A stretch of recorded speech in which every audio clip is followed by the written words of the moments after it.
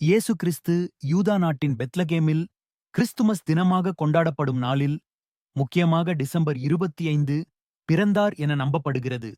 அவருடைய தாயார் மரியாள், தந்தையர் யோசேப்பு. மரியாள் ஒரு தூய கன்னியாக கருதப்படுகிறார். தூதர் கப்ரியேல் மரியாளிடம் தோன்றி, தேவனின் ஆவியால் இயேசு பிறப்பதாக அறிவித்ததாக நம்பப்படுகிறது. வாழ்க்கை மற்றும் பாடங்கள்.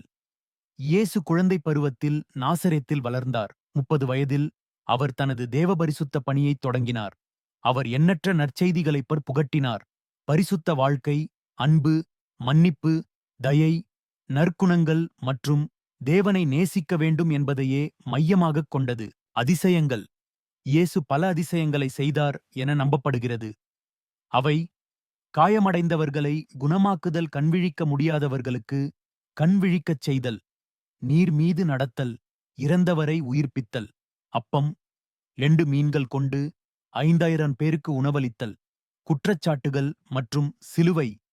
இயேசு கூறிய தூய்மையான உண்மைகள் அந்த கால அரசியலையும் மத ஆட்சி வைத்தவர்களையும் சவாலிட்டதால் அவர் மீது பொய்க் குற்றம் சுமத்தப்பட்டு பிலாத்து என்ற ரோமா பயிலாளரால் சிலுவையில் அறையப்பட்டார்.